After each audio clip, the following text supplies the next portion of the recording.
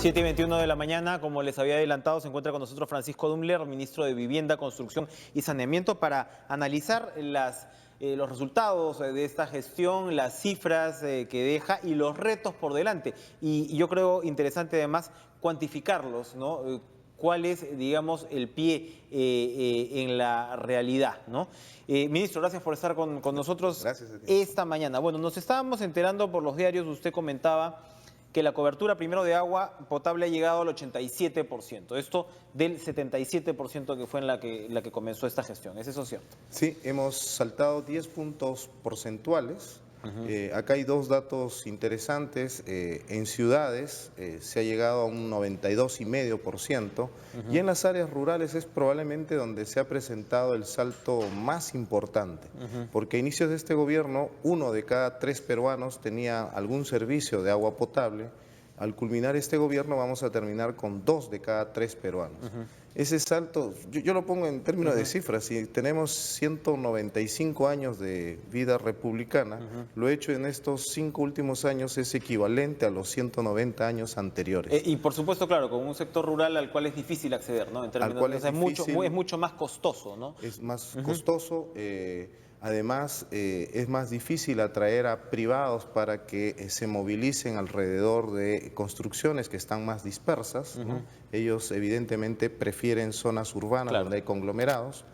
Y lo otro es que en la parte rural necesita de una estructura diferente a la urbana, que generalmente está administrada por empresas prestadoras de servicios de agua y saneamiento, tipo Sedapal para Lima, pero en los municipios, en comunidades, allí se forman juntas administradoras de agua y saneamiento.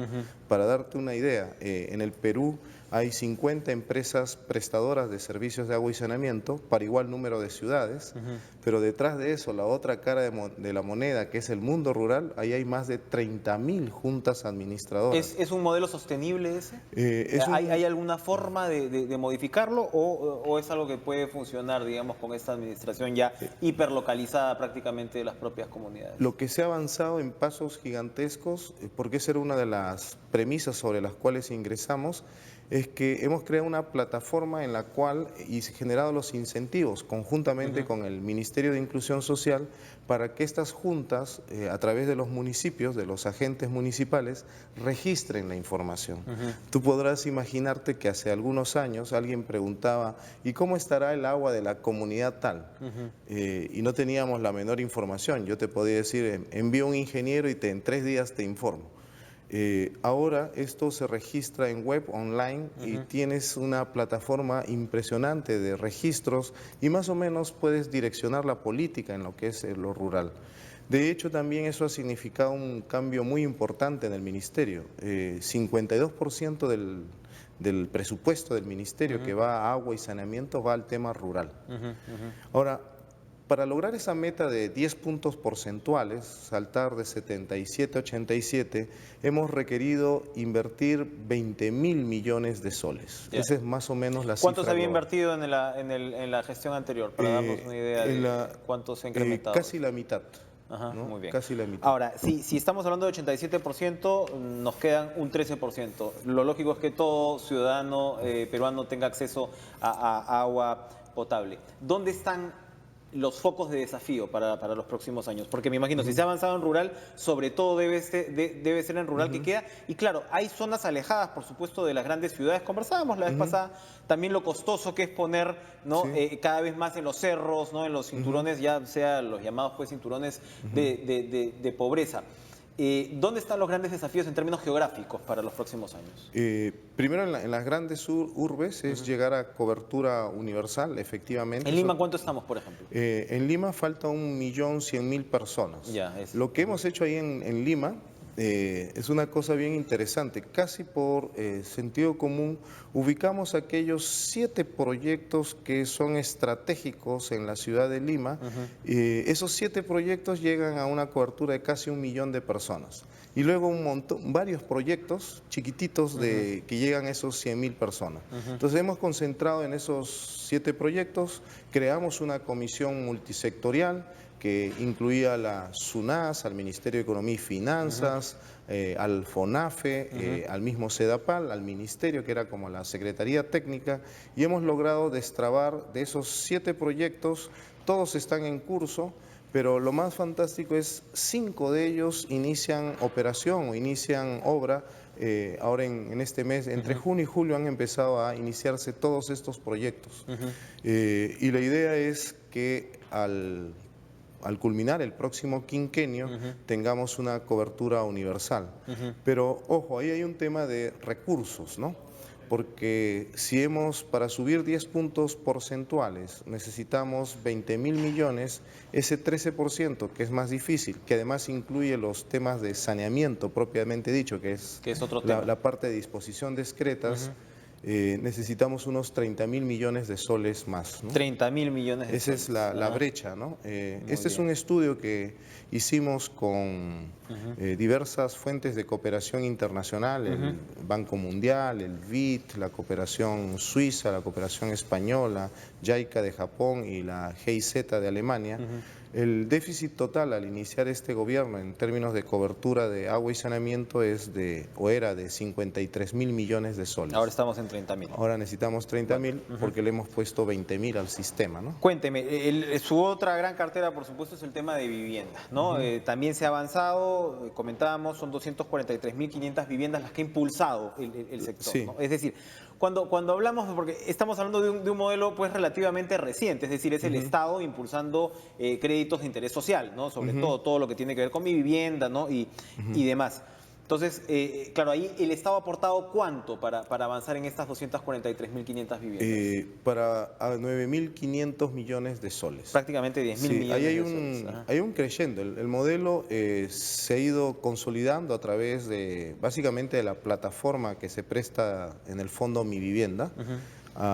En el periodo gubernamental 2001-2006 se entregaron 37.000 soluciones de vivienda. Y digo soluciones porque van desde los bonos de techo propio, que es para mejoramiento de vivienda, hasta adquisición de viviendas con el bono del buen pagador, ¿no? Es una serie en realidad de subsidios de vivienda, ¿no? Es una gama de subsidios de vivienda donde el Estado, digamos, apoya al ciudadano para adquirir su vivienda. Una parte es subsidio, pero la otra que es interesante, hay una parte que no es subsidio, que permite a la gente acceder a créditos concesionales. Hoy, por ejemplo, el segmento del Fondo Mi Vivienda, que va de 275.000 soles a 395.000 soles, ya no recibe un subsidio directo, pero sí puede hacerse o sí puede beneficiarse por la excelente tasa que se da a través del Fondo Mi Vivienda. Es decir, ya no recibe un subsidio directo porque el propio sector financiero se ha dado cuenta que el tema funciona en términos comerciales, económicos. Y porque ese segmento que está en capacidad de acceder a una vivienda de más de $100.000 o de $100.000 en promedio, no necesita ya un subsidio directo. Pero, ¿cómo se beneficia? ¿Qué pasa si yo te digo, te doy un crédito en soles a 20 años en cuotas fijas? Lo que va a suceder es que en el año 5 o en el año 10 el valor de tu vivienda tiende a incrementarse y cada vez más, si en algún momento eso representaba tu cuota, ¿no? Representaba el 20 o 25% de tus ingresos, va a tender a representar cada vez menos. Si tú vas a alguna entidad financiera y le dices, no quiero o quiero comprarme un inmueble, entonces te dicen, fantástico, se la presto en dólares, que es más incierto, hay más riesgo, y en 4 o 5 años yo le puedo cambiar la tasa. Entonces, esta es una fuente muy interesante. Y probablemente, desde la estadística que manejamos, el Fondo Mi Vivienda ha ganado una importancia digo, absoluta dentro del sistema. ¿En Lima son cuántas las viviendas, por ejemplo, las que se ofertan bajo mi vivienda? Es un porcentaje altísimo, sí, me parece. Es un porcentaje, 35% de todo el sistema hipotecario que tramita algún crédito pasa... a nivel nacional. A nivel nacional, pasa por el Fondo Mi Vivienda. Y Lima es casi 50% y el resto del país el otro 50%. Es casi mitad. Son entonces 10.000 millones las que se han invertido en este paquete, ¿no? De casi 244.000 viviendas, y el nuevo gobierno ha cifrado aproximadamente, he visto 400 y pico mil, lo que ellos definen como el déficit de vivienda, son como 420.000, estamos hablando de eso. Ahora, Sí. hay que aclarar, porque también lo conversábamos una vez, el déficit no se refiere solamente a la vivienda nueva, sino a la calidad de viviendas. En buena medida nuestra crisis tiene que ver con el estado de las casas y basta pues recorrer Lima para darse cuenta de ello, ¿no? Entonces, cuando hablamos de este 450.000, 500.000 como déficit de vivienda, ¿estamos incluyendo ahí también las viviendas en estado deficiente? No, No. el total, el déficit de viviendas es de 1.200.000. Ahí está todo el paquete. 420.000 Son viviendas nuevas, son digamos. viviendas nuevas, de gente que sale a buscar una vivienda o que tiene el interés de buscar una vivienda, y el resto, unas 780.000, son viviendas que tienen lo que llamamos déficit cualitativo, es decir, construidas sin normas técnicas de construcción, diseños antisísmicos, a los cuales también tenemos que ayudar y fortalecer. Hay algunos productos, por ejemplo, que están empezando a desarrollarse cada vez más, como el bono de riesgo sísmico, ¿no? Ese estamos colocándolo ahorita estamos muy fuertes en el cono norte, en San Juan del Lurigancho, en Coyique, Caraballo, porque en esas El bono de zonas... riesgo sísmico debería ser casi un tema casi ya incorporado, ¿no? Sí, al sí. mercado en un país como el nuestro, ¿no? Sí, las predicciones, teníamos este dato, incluso lo mandamos a simular en un estudio con el profesor Kuroiwa, un sismo similar, por ejemplo, al de Ecuador, al que sufrieron con epicentro en Lima, destruye aproximadamente 250.000 viviendas, Claro, en simultáneo. claro. Y claro, esa sería una catástrofe, Sería porque prácticamente imposible de el levantar 50% más del déficit del que tenemos ahora, ¿eh? y tendría una afectación impresionante. ¿Cómo se está usando este bono de riesgo sísmico? ¿Cómo se está adquiriendo? ¿Es en el caso de viviendas nuevas, por sí, supuesto? Nosotros hemos empezado a hacer una promoción barrio por barrio. Este bono lo que hace es, a través de los agentes técnicos de construcción que tenemos registrados en el Fondo Mi Vivienda, construye dentro de la casa, digamos, del inmueble, una habitación la cual le hace un reforzamiento. No es muy grande, es de más o menos entre 15 y 20 metros cuadrados. Y son estándares supervisados por estos Sí, técnicos del sector. y además asesorados con normas que nos ha apoyado la cooperación japonesa, que tienen mucha Claro, experticia, algo saben del tema. y el mismo profesor Kuroiwa, de hacer construcciones, y en el caso de un sismo la gente sabe a qué ambiente de la casa irse. Generalmente es la sala, ¿no?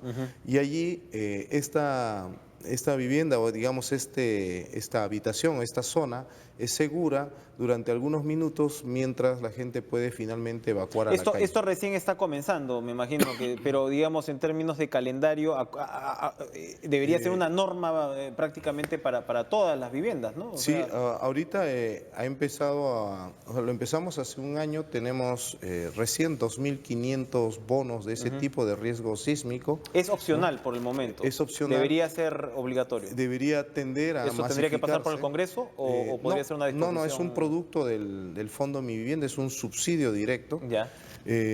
Y ha tenido que ver mucho, ¿sabes qué? Con el tema de la cultura, porque tú te acercas a una familia y le dices, señor, lo voy a ayudar a construir una zona segura dentro de su casa. Bueno, dice, sí, me parece interesante. Acto seguido, tiene su título de propiedad, Claro, o sea, hay que generar todo un tema promocional y de sensibilización. ¿Cómo estamos trabajando? Porque efectivamente el tema de títulos es lo que salta en en muchas de las problemáticas que incluso tienen que ver con conflictos sociales. ¿Cómo hemos avanzado en titulación por el lado de su sector? Ahí hay el récord de titulación, o digamos la masa crítica de personas que se han entregado títulos de propiedad en este periodo gubernamental, es de aproximadamente 400.000 personas.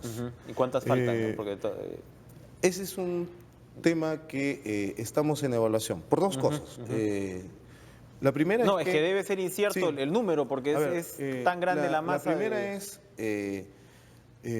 prohibir, y esto lo sacamos en el paquete de medidas legislativas, hacer que una prohibición taxativa y expresa a los gobiernos locales de que titulen en zonas de riesgo no mitigable. Porque lo que estás haciendo es, lo que podría ser bueno en una estrategia, darle su título de propiedad a la gente, hacerlo en una zona de riesgo no mitigable. lomo de corvina para que todo Claro. el mundo... Allí es imposible encontrar cimentación a 6, 7 metros de profundidad y por lo tanto, o sea, ninguna vivienda allí va a resistir un sismo, ni siquiera de mediano nivel. Y por lo tanto ese es un tema que nosotros hemos puesto como condición. Lo segundo es, a partir en qué momento tú rompes todo este círculo vicioso de las invasiones, etc. Entonces, el paquete de normas lo que impulsa ahora es, muy bien señor, si usted invadió un terreno público, ¿no? Ya no se lo voy a dar como era antes a título oneroso, es decir, se lo doy gratuitamente. Vamos a hacer una tasación a valor arancelario y usted va a adquirir ese terreno, ¿no? Y los lotizas y les da su título de propiedad en base a, digamos, a cobrarles una tasa. Eso debería, ¿no?, en el mediano plazo disminuir todo este sistema de invasiones. ¿Y qué más? La ley ahora también estuvo en el paquete de medidas y se ha reforzado. No existe ahora este famoso esquema de 48 horas. No sé si recuerdas, Sí, sí, antes, claro, invadías claro, en 48 y te horas, no posesionabas denunciabas, ahí y tenías la posesión. Ahora es imprescriptible, o sea, no hay momento, ¿no? La gente esperaba a veces Semana Santa o Navidad, que era el momento, o Año Nuevo, invadían y en 48 horas ya tenían la posesión. Y el otro paquete que nos parece importante es haber elevado el nivel en este país, históricamente o en las últimas décadas, los posesionarios tenían mayor resguardo que los titulares de predios de propiedad, ¿no? Claro, alquila tú un inmueble y después sácalo, ¿no? Claro. Ahora se han generado una serie de mecanismos que equipara, ambos tienen derechos y deberes. Ahora, con respecto al ofrecimiento del gobierno entrante, ellos dicen estábamos hablando pues de 400, 450.000, 500.000, dicen, se va a cerrar la brecha de viviendas. Estamos hablando de que se han construido 243.500 viviendas de interés social y ellos ofrecen el doble. ¿De cuánto estamos hablando en términos de...? O sea, primero, ¿es posible, según su experiencia? Y número dos, si es que es posible, ¿cuánto dinero tendría que invertirse para cerrar esa brecha? Primero, sí es posible. Hoy los mecanismos, además, permiten que gente con ingresos informales, hoy un taxista que no tiene una boleta de pago fija, puede acceder a un crédito del Fondo Mi Vivienda. Entonces, ese mito de que solo la gente que está en planilla o que tiene un registro mensual ya puede. Lo segundo, y que creo que ese es un gran mérito del sector de construcción en general, de los desarrolladores inmobiliarios, de los promotores, es haber llegado a viviendas que se llaman low cost, de bajo costo, ¿no? Tienes viviendas en Caraballo o en Coyique de 55.000, 60.000 soles. Si esa persona tú le das hoy un bono, ¿no?, de buen pagador de 17.000 soles, esta persona en 20 años termina pagando cuotas fijas de 405 soles, etcétera, que es más o menos lo que pagan hoy alquilando incluso un cuarto. Y entonces creo que eso tiene para expandirse. Porque, perdón, por lo general ahí cuando hablamos de cuotas de 400 o 500 soles, entiendo yo, más o menos el cálculo a grosso modo que se hace en vivienda es el 30% de tu ingresos familiares, ¿no? Entonces estaríamos hablando más o menos de un sector C, ¿no?, de 1.500, 2.000 soles de ingresos, que es donde, por supuesto, la brecha y la demanda debe ser muchísimo más amplia. Entonces ahí es donde hay que ir a la vena, digamos. Que es además el target de los programas que se construyan desde el gobierno, ¿no? Obviamente nos interesa que que el sector construcción y de viviendas siga expandiéndose, pero obviamente los subsidios se colocan en el sector CD. ¿Y entonces de cuánto dinero estaríamos hablando en ese caso? Para colocar o para hacer este movimiento de 243.000 soluciones de vivienda se han requerido unos 9.000, casi 10.000 millones de soles. para hacer el doble, Medio millón, son 20 y pico necesitamos 20.000 millones de soles, ¿no? Bueno. Hay que ver algunos mecanismos Ya. de banqueros y probablemente atraer cosas como las AFPs, permitirles ingresar a este segmento, a bancar esto, pero igual se va a necesitar esa cantidad de recursos. Esa era la última pregunta que yo le quería hacer, que era, el Ejecutivo se ha pronunciado constantemente y repetidamente en contra de estas modificaciones al sistema de AFPs. A ustedes no les toca precisamente hablar sobre la materia, pero sí me imagino que en el sector vivienda se consultó o hubo algún tipo de intercambio con respecto a esta solución de las hipotecas de este 25%. ¿Sirve, no sirve, cubre realmente una necesidad o no era necesario? Nuestra primera discusión fue alrededor del tema de por qué 25, no 27, no 21 o 18. Al margen del tema, ¿para qué constituyes un fondo previsional? Que ese es el tema más duro, ¿no? Se constituye un fondo previsional justamente para tu etapa que no seas o no estés en tu vida productiva. Lógico. Ahora, particularmente desde el Ministerio y yo mismo estuvimos discutiendo algo que para nosotros es bien complejo en términos de el articulado que tiene esta norma, porque dice que tú puedes utilizar tu plata futura para pagar un préstamo presente. Y me explico. Si hoy tú has contraído una deuda y estás pagándola con tu esfuerzo, etcétera, pero estás contrayendo una deuda hipotecaria y digamos que en general la tasa de morosidad del sistema hipotecario es del 2%, esa es la morosidad que es, digamos, razonablemente sana y manejable. Yo al traer tu plata futura y ponértela ahora para que amortices una deuda, sí te estoy creando un perjuicio cuando llegues a tu vida no productiva después de los 65.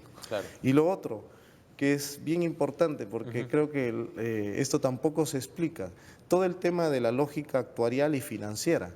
Jalar 25% de tu plata futura hace que si tú ibas a tener de renta 4.000 soles, no es que vas a tener ahora 25% menos, vas a recibir 3.000. Fácil llegas a 2.000. O sea, ese acumulado, al restarlo ahora en tus años productivos, genera un impacto mucho más alto en tu ingreso, en tu pensión. La idea pues es pagar la casa con los ingresos presentes, ¿no? Mientras uno está en edad de trabajar. Esa es la parte más discutible de la norma, ¿no? Muy bien, Francisco Dumbler, ministro de Vivienda, Construcción y Saneamiento, hemos revisado, planeado por encima de todo lo que es el sector, los desafíos del sector. Quedan muchos puntos por conversar, ojalá tengamos tiempo. Me interesa mucho todo el tema de estas ciudades sostenibles que se están haciendo para los proyectos de irrigación, ¿no? Que también es una revolución, ¿no? Seguramente, Olmos, ¿no? Chavimochi, Majes, Siguas 2. Ciudades planificadas, ¿no? Todo este desarrollo además que se ha hecho en reubicaciones antes impensadas, como en Belén, ¿no? Así es. 2.600 familias, migrarlas a otro lado y la logística es muy interesante, pero es un proceso que se está acompañando. ¿Sí? Muy bien.